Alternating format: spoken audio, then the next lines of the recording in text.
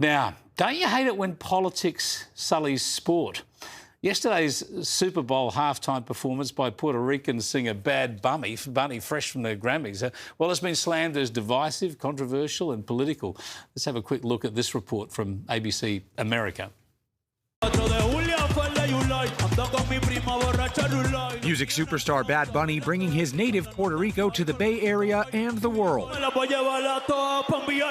And ending his set with a plea for unity, saying, "God bless America!" Naming dozens of countries across North, South, and Central America with a parade of flags behind him. A billboard reading, "The only thing more powerful than hate is love." Spiking a football with the message, "Together we are America." Well, Donald Trump reacted pretty quickly to all of that. He put up a social media post saying the Super Bowl halftime show is absolutely terrible, one of the worst ever. Now, I had a fair idea what Kristin Tate might think when I asked her whether the president was right. Yes, I definitely agree with Trump, and so do so many Americans.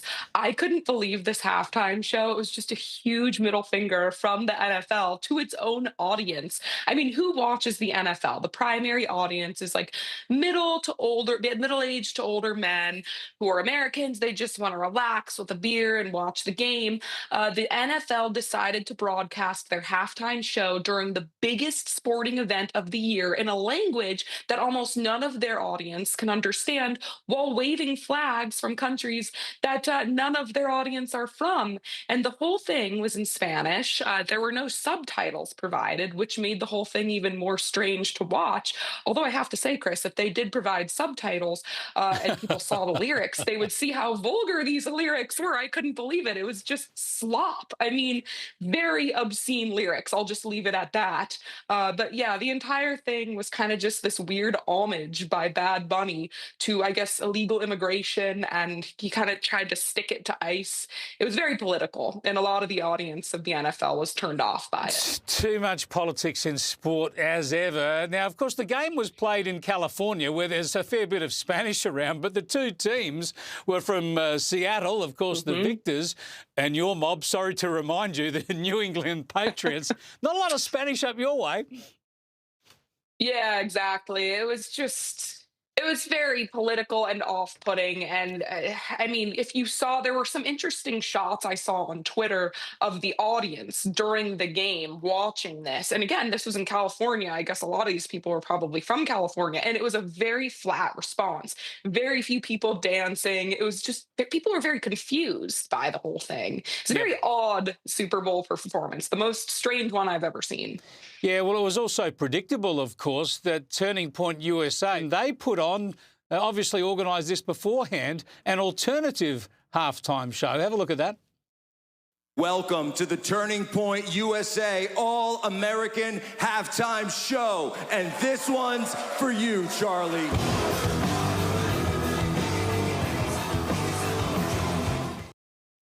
Now, I've got to say, Kristin, I didn't see either of them. Give us your assessment of the Turning Point halftime show and the difference in the political outlook, if you like.